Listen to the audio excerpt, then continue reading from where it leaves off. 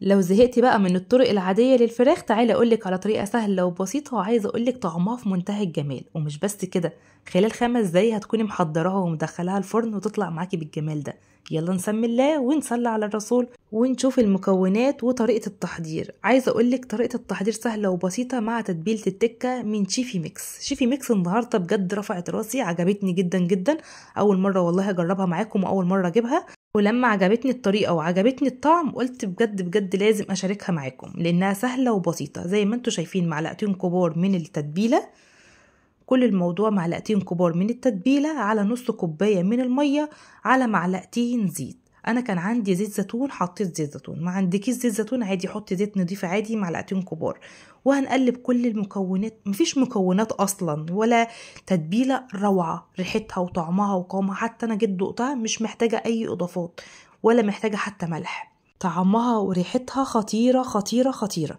قلت بقى اجيب كده الصينيه، بما اني ولا عايزه اطبخ ولا عايزه اقف على البوتاجاز، عايزه كله سهل كده سريع يتحط في الفرن.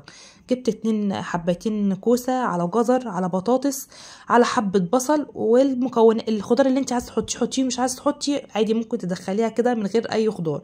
انا حبيت اضيف شويه خضار لان انا مش عايزه اقف ولا اطبخ ولا اي حاجه، حتى الخضار ما بخرطوش. الفراخ والتتبيله نازله على الخضار في منتهى الجمال. بالمناسبه الفرخه اللي معايا فرخه بلدي، تقدري تعمليها فرخه بيضه، تقدري تعمليها في اوراق، تقدري تعمليها في دبابيس، تقدري تعمليها في اجنحه، مش شرط فرخه بس، على حسب امكانياتك انتي اعملي. انا عملتها فرخه بلدي وطعمها كانت حلوه قوي قوي. زي ما انتوا شايفين تبلتها، والباقي التتبيله قمت رشاها على الفراخ وعلى الخضار، مش محتاجه اضيف اي اضافات. اديتها غلوه من على البوتاجاز من فوق، وبعدين دخلتها الفرن لمده ساعه ونص او نص ساعه على درجه حراره عاليه 220، وبعد كده ساعه على درجه حراره 180 طبعا، والفراخ متغطيه كويس بورق زبده وفويل. وبعد كده بشيل الورق الفويل والزبده وادخلها تحت الشوايه، بتخرج معايا بالجمال دوت. قدمتها جنب رز ابيض كده بالزبده، تقدري تغمسي بيها، تقدري تعملي اي نوع رز انت حباه. انا حبيت اقدمها جنب رز ابيض، كان طعمها حلو قوي قوي قوي. وزي ما انتوا شايفين دايبه دوب، هي ساعه ونص يعني اكيد دايبه دوب يعني.